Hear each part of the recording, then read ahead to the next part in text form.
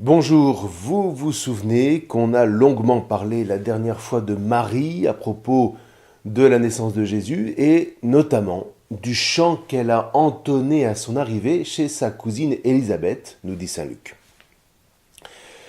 Alors en fait, ce chant du Magnificat n'est en rien une invention de Marie.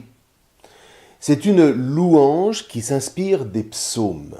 Les psaumes, ce sont une série de 150 poèmes rassemblés en un seul livre et que juifs et chrétiens aiment chanter chaque jour. En particulier, Marie s'inspire des derniers psaumes du livre. Alors, on peut citer par exemple le psaume 136. Le Seigneur s'est souvenu de nous dans notre humiliation, car éternelle est sa miséricorde. Ou le psaume 138. Sublime est le Seigneur qui voit les humiliés et reconnaît de loin les superbes. Ou encore le psaume 146. Le Seigneur ouvre les yeux des aveugles, le Seigneur redresse les humiliés, le Seigneur aime les justes de charité. Mais voyez, autant de thèmes qu'on retrouve dans le Magnificat. Déployant la force de son bras, il disperse les superbes, il renverse les puissants de leur trône, il élève les humiliés, il comble de bien les affamés, renvoie les riches les mains vides, il relève Israël son serviteur, il se souvient de sa miséricorde en faveur d'Abraham et de sa descendance à jamais. Alors plus précisément, un mot ici doit éveiller notre attention, le Seigneur élève les humiliés.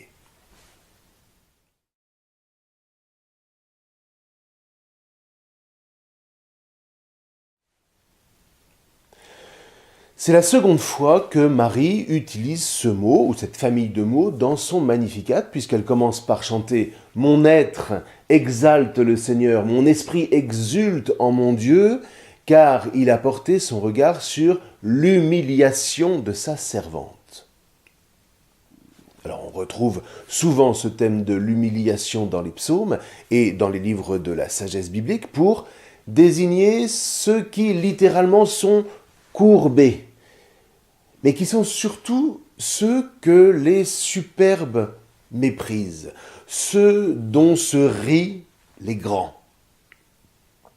Or, voilà que c'est sur ces humiliés que Dieu, lui, se penche, et là nous apprenons quelque chose d'essentiel et de bouleversant. Dieu, le vrai Dieu, qui s'attache aux humbles plutôt qu'aux grands, le Dieu de l'Alliance qui s'est penché sur Israël alors qu'il n'était plus qu'un résidu d'esclaves voué à l'extermination par Pharaon, ce Dieu-là, le Dieu de la Torah, est fondamentalement humble. Alors ici, comprenons bien, vous voyez, quand je m'incline devant une haute personnalité, il ne s'agit pas d'humilité, appelons ça de la loyauté, de la civilité, de l'hommage que rend un petit à un plus grand que lui. En revanche, qu'un plus grand se courbe respectueusement devant un plus petit, alors ça, c'est de l'humilité. Une humilité qui rime avec noblesse et avec amour. Par exemple, Mère Teresa. Mère Teresa n'est pas humble quand elle s'agenouille devant le pape, mais elle l'est quand elle s'abaisse devant un humilié en qui elle reconnaît qu'en tant que tout petit, jonché dans la rue, il est revêtu de majesté. Son geste n'a aucune condescendance, elle ne surplombe rien ni personne, elle exprime la charité comme la respiration exprime la vie. Or, voyez, il faut être immensément grand pour respirer ainsi. Il faut être Dieu, ou s'être laissé rencontrer par lui pour pouvoir à notre tour aimer de charité jusqu'au bout, ce qui n'est possible que si nous nous inscrivons dans la charité même de Dieu. Donc, lorsque Dieu se penche sur l'humiliation de sa servante, eh bien, il est humble. Voilà peut-être la plus belle définition de l'humilité. Vous voyez, l'humble se reconnaît à ce qu'il voit l'humilié que les superbes, eux, ne voient pas. Il y a ici une très puissante parabole à ce sujet, c'est-à-dire un court récit qui s'inspire des événements quotidiens pour illustrer un enseignement. Il s'agit de la parabole du riche et du pauvre Lazare. Alors je vous la mets dans les documents pour aller plus loin. Quoi qu'il en soit, l'humilié, encore une fois, voilà celui que Dieu voit, dit le psaume, parce que c'est dans l'humilité que se tient la ressemblance entre l'humilié et l'humble. L'un comme l'autre refusent d'être des superbes, de regarder le monde de haut. C'est cette ressemblance qui va permettre leur rencontre, comme avec Marie, vous voyez, il a porté son regard sur l'humiliation de sa servante. Dieu ne l'écrase pas, tout au contraire, il l'épouse et il l'élève. D'autant plus qu'en retour, Marie le reçoit tel qu'il se révèle dans la tradition de ses pères, dans la Torah de Moïse, donc depuis Abraham. Elle ne met pas la main sur le Dieu d'Israël. Et pour ne pas tomber dans le piège des pures idées, des fantasmes toujours dévastateurs, voilà que cette rencontre se vérifie dans la chair avec la naissance de Jésus, en qui Dieu et l'homme sont en telle communion que l'un et l'autre subsistent ensemble en une seule et même personne, dans un don libre de l'un à l'autre qui révèle entre eux une amitié ineffable et profondément joyeuse.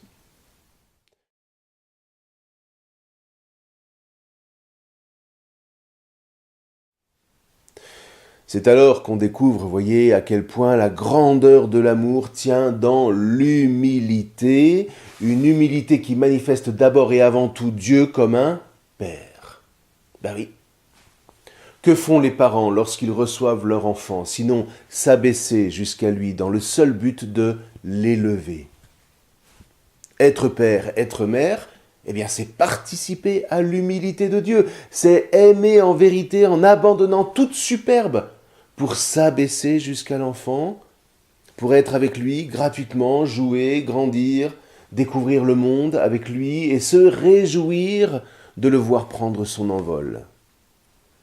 Eh bien voilà une magnifique icône du Dieu Père dont la Vierge nous livre la clé dans son chant. Il a porté, encore une fois, son regard sur l'humiliation de sa servante. Voyez, rien que cette considération révolutionne ce que toutes les autres religions ont pu supputer à propos de Dieu. Je vais essayer de vous donner quelques pistes. Voyez, par exemple, Dieu, s'il est Dieu, ne peut être que plénitude. Plénitude de vie, plénitude d'être, etc. Or, une plénitude orgueilleuse est-elle seulement concevable? Vous voyez, Dieu serait plein de lui-même, absolument autosuffisant. Un créateur satisfait de sa richesse. Il aurait, en quelque sorte, sa divinité avant que d'être Dieu.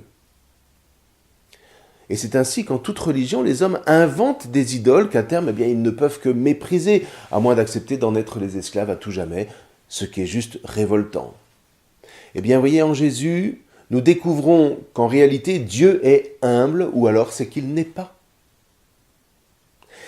Et regardez comment cette humilité, si nous acceptons de la voir, convertit complètement notre regard sur Dieu.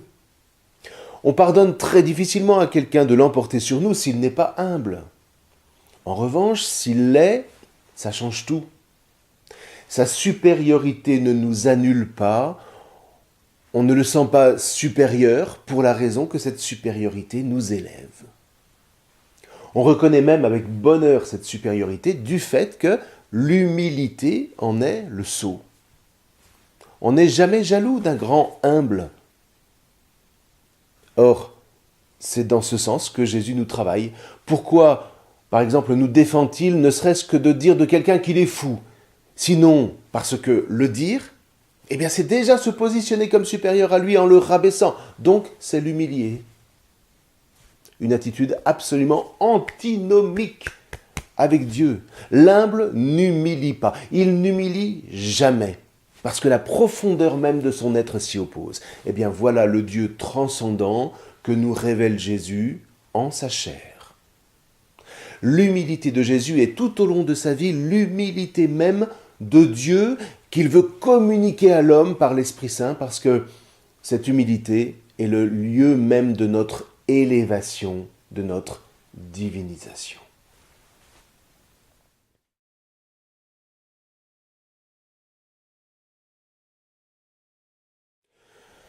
Il faudrait évoquer à ce propos un enseignement clé de Jésus qui revient plusieurs fois dans les évangiles. Qui s'élève, c'est-à-dire qui s'élève par soi, par vanité, qui se fait superbe, qui s'élève donc sera abaissé. Sous-entendu par Dieu. C'est souvent le sens du passif dans la littérature biblique qu'on appelle un passif divin. C'est une manière de dire l'action de Dieu sans prononcer le nom de Dieu par respect. Mais qui s'abaisse, c'est-à-dire qui choisit d'être humble, de ne pas regarder les autres de haut, que ce soit Dieu ou le prochain, qui s'abaisse donc sera élevé. Sous-entendu, sera élevé par Dieu, toujours le même principe du passif divin. Et souvent, Jésus double cette sentence en ajoutant « les premiers seront les derniers seront les premiers ». Alors, non pas qu'il faille renoncer à être le meilleur, tout au contraire, mais le meilleur en termes de qualité et non pas de quantité. Et pour ça, vous voyez, rien de tel que de rester proche des plus pauvres, des humiliés, tout en ne lâchant pas Dieu ni ses frères et sœurs dans l'Église. Un exemple étonnant de quelqu'un qui aujourd'hui a réussi dans la vie, mais qui se donne comme règle de vivre régulièrement, une fois par mois, à côté des plus démunis, eh bien c'est monsieur Emmanuel Faber.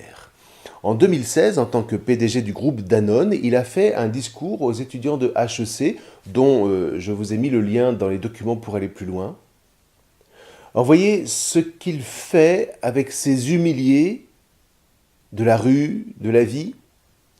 C'est certes parce que la vie lui en a ouvert le chemin à travers son propre frère, entre autres, mais c'est aussi et surtout au nom du Christ humble, parce que M. Faber est catholique, poursuivre le Christ, non pas simplement dans les mots, mais charnellement. Alors évidemment, il y aurait beaucoup à dire sur le chemin de contemplation qui s'ouvre ici, tellement il est infini, mais vous voyez comment humilité ne rime décidément pas avec mollesse, impuissance ou déficience, tout au contraire. Simplement, dans la plénitude de sa toute-puissance, Dieu ne nuit pas, ce qui est la définition même de l'innocence. Dieu est innocent par nature. Vous voyez, dans le monde du péché, pour éviter de se nuire à soi-même, on s'emploie à nuire aux autres. Jésus, lui, enseigne tout à l'inverse, que c'est dans la mesure où on est nuisible à autrui qu'on est nuisible à soi-même. Et inversement, c'est dans la mesure où on est bon envers autrui qu'on est bon envers soi-même. Ce que vous voulez que les hommes fassent pour vous, faites-le vous-même pour eux. Voilà la Torah et les prophètes, dit Jésus dans l'Évangile selon saint Matthieu. Évidemment sans attendre de retour, parce qu'il ne s'agit pas de faire quoi que ce soit pour autrui, en vue qu'autrui en fasse autant, sinon plus pour moi, parce que ce serait simplement utiliser l'autre à mes fins. Et là, on retombe dans l'orgueil manipulatoire. Pas facile. Et pourtant, vous voyez, on sent bien que là est le secret de la vraie vie.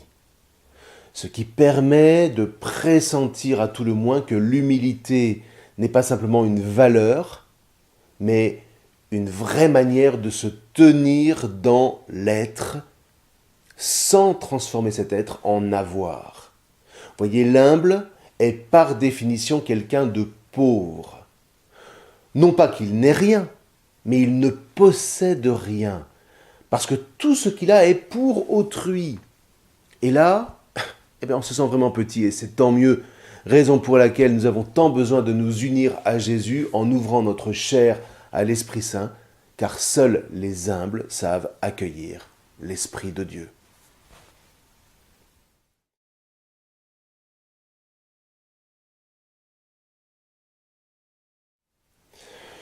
Du coup, on pourrait croire qu'en rencontrant Jésus, on soit saisi nécessairement par tant de grandeur. Dans le fond, ne pourrait-on pas que suivre un tel homme si on le croisait? Que nenni! Parce qu'un tel homme d'abord laisse libre ceux qui le rencontrent et ensuite parce qu'il dérange nécessairement l'ordre établi sur la loi du plus fort, raison pour laquelle Jésus finira sa vie sur la croix. Alors maintenant la question rebondit, est-ce que ça signifie pour autant alors que la vie de Jésus n'a été que douleur et tristesse? Vu du côté de l'avoir, on peut interpréter son histoire comme ça. Une histoire qui devient juste révoltante. Mais du côté de l'amour qui conjugue la charité et l'amitié, l'interprétation de cette histoire est tout à l'opposé. Et là, je voudrais laisser à nouveau la parole au père François Varillon, qui a exprimé la chose avec une justesse très fine. Ce n'est qu'au niveau du sacrifice consenti par amour que l'on peut expérimenter l'unité paradoxale de la souffrance et de la joie.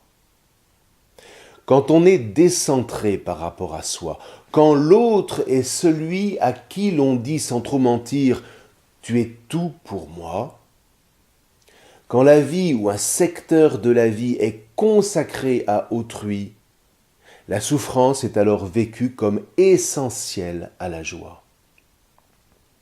On le pressent à partir de cette petite phrase toute simple, souvent entendue, de l'ami qui rend à l'ami un service coûteux.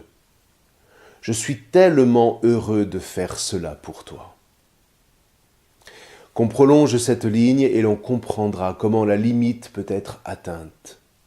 La joie de mourir d'amour. La souffrance n'est plus imperfection ni entrave au bonheur, elle est le bonheur même. Vous voyez, c'est magnifiquement dit. Donc, vous voyez, il est un bonheur pour Dieu de nous être présents, jusque dans ce que nous avons de plus douloureux, jusque dans ce que nous avons de moins avouable, parce que cet accompagnement silencieux n'est autre que l'amour en acte de rédemption. Dieu endosse le prix de notre péché, il prend sur lui notre souffrance, mais sans nous regarder de haut, humblement, sans nous écraser, de sorte qu'en sa présence même, nous nous sentions non pas condamnés, mais aimés, pardonnés et élevés, tout blessés que nous soyons. Je suis tellement heureux de le faire pour toi.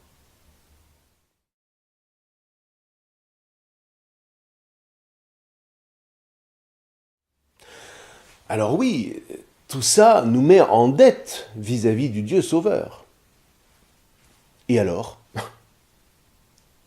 Par ailleurs, ne le sommes-nous pas déjà d'avoir été créés gratuitement? Et alors? On pourrait dire la même chose de chaque enfant vis-à-vis de ses parents. Et alors? Qu'attendent les parents qui misent tout sur leur enfant alors qu'ils l'élèvent? Qu'il leur rembourse au jour de ses 18 ans la somme équivalente dépensée pour lui? Non, qu'il prenne son envol et qu'à son tour, il soit porteur de vie et d'espérance. Voilà la récompense ultime des parents. Eh bien, ne serait-ce pas la même chose pour un Dieu qui n'est qu'amour, qui est la source de tout amour, qui est l'auteur même de l'amour? Auteur, par ailleurs, est un mot magnifique. Étymologiquement, il désigne celui qui fait grandir, celui qui impulse le désir d'agir. Or, à nouveau, un auteur véritable suppose l'humilité qui donne tout. Si Dieu est l'auteur de la création, c'est en tant qu'il ne retient rien pour lui, puisqu'il n'est que don de soi. L'être de Dieu que révèle Jésus, c'est ça. Non pas Dieu qui serait tout-puissant et puis qui ensuite, par magnanimité, déciderait de se donner. Non, Dieu n'est que don, et il est pour autrui. Ce mode d'être est même inscrit en lui, en Dieu, nous dit Jésus, puisque le Père est pour le Fils et le Fils est pour le Père. Et de cet amour réciproque qui porte le Père vers le Fils et le Fils vers le Père, jaillit celui qu'on appelle l'Esprit Saint, c'est-à-dire l'Esprit de Dieu, qui est comme le débordement de cette vie d'amour, et grâce à qui va pouvoir paraître la vie créée. Au commencement, Dieu créa le ciel et la terre. La terre était informe et vide. Les ténèbres étaient au-dessus de l'abîme et l'Esprit de Dieu planait au-dessus des eaux. Voilà, vous voyez, et d'emblée, on comprend que la création est elle-même appelée à ne pas arrêter ce flux de vie surabondante, en excès, comme disent les philosophes, au sens d'un trop-plein de vie qui ne cesse de déborder. Voilà la plénitude du Dieu vivant qui est un débordement de vie. Un débordement qui témoigne que Dieu est donc Trinité, 3 personnes, le Père, le Fils et l'Esprit.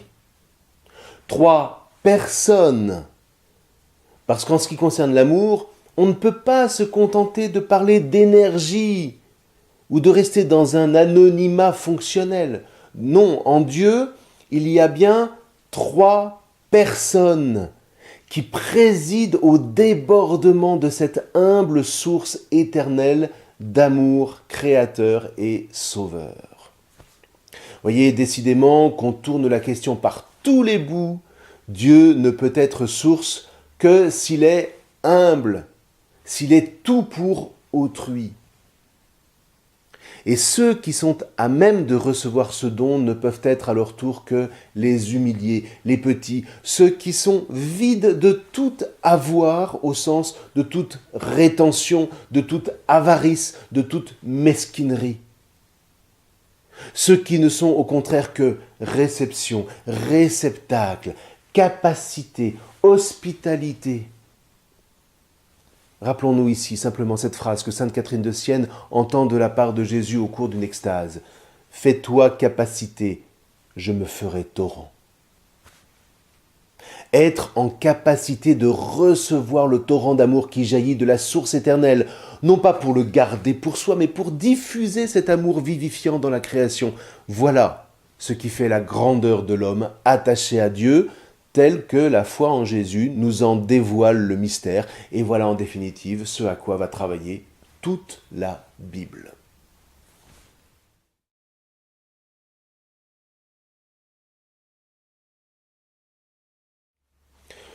Toutes les figures de l'histoire biblique, Dieu va les travailler pour qu'ils deviennent humbles, à commencer par Abraham, Isaac et Jacob, les patriarches, à qui, évidemment, il faut ajouter Moïse, que le livre des Nombres, le 4e livre biblique, désigne comme l'homme le plus humble que la terre ait porté. Seulement là encore, il a été travaillé par Dieu. De prince d'Égypte, il est devenu simple berger en plein désert. Un prince donc que Dieu a défait de sa superbe pour pouvoir être entendu et pour pouvoir l'envoyer libérer Israël de l'anéantissement planifié par Pharaon. On songe à David. Alors peut-être aujourd'hui est-il considéré comme un grand roi, mais à tout le moins, il n'avait rien d'un Alexandre le Grand ou d'un Pharaon d'Égypte. Dans le fond, le pays d'Israël, c'est tout petit, même avec l'annexion des terres alentours. Alors, qu'est-ce qui fait de lui un roi plus grand qu'Alexandre, plus grand que Pharaon ? Eh bien, c'est qu'il a appris de Dieu que la grandeur était l'humilité. Son tempérament de fond était violent. Ce n'était pas un enfant de cœur. Jusqu'à ce que cette violence se retourne contre lui. Il fut un temps où il se croyait tout permis.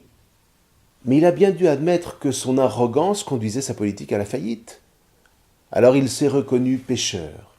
Il s'est humilié devant le Seigneur et là, il est devenu un grand roi.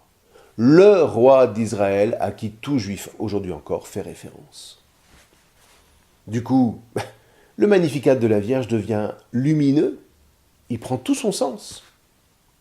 Déployant la force de son bras, il disperse les superbes, il renverse les puissants de leur trône, il élève les humiliés, il comble de biens les affamés, renvoie les riches les mains vides. Il relève Israël, son serviteur. Il se souvient de sa miséricorde en faveur d'Abraham et de sa descendance à jamais.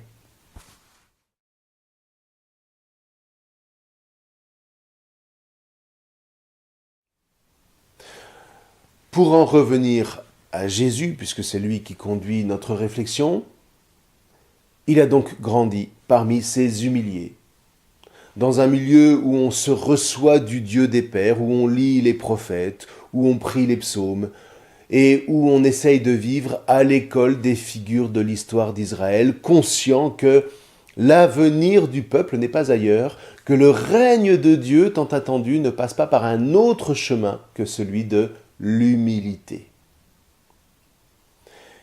Et c'est d'ailleurs à partir de là que Jésus prêchera sur le règne de Dieu, à travers des paraboles toutes simples, mais tellement parlantes pour les foules. Jésus proposa cette parabole aux disciples. Le règne des cieux est comparable à une graine de moutarde qu'un homme a prise et qu'il a semée dans son champ. C'est la plus petite de toutes les semences. Voilà, les humiliés.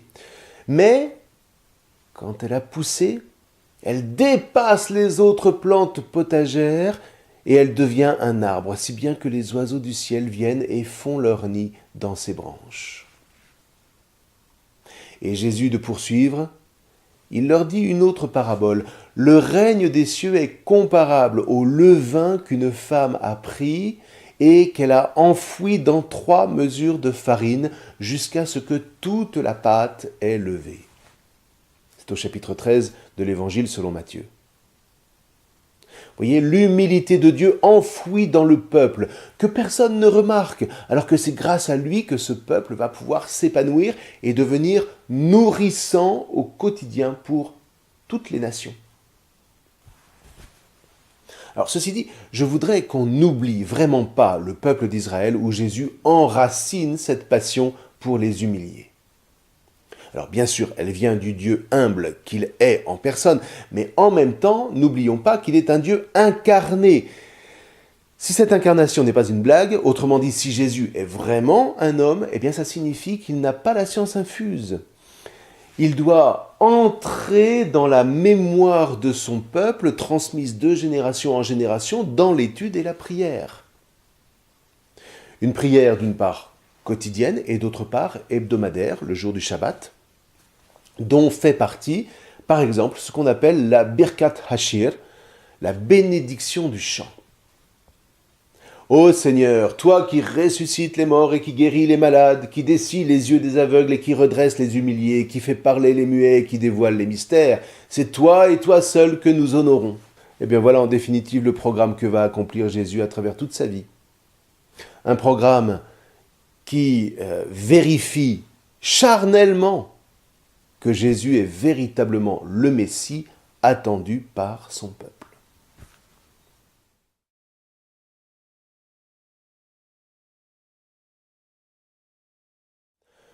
Le premier à nous dévoiler que Jésus est le Christ, le Messie, c'est un homme que les évangiles appellent Jean-Baptiste, le fils d'Élisabeth que Marie était allée visiter et devant qui elle a entonné le chant du Magnificat.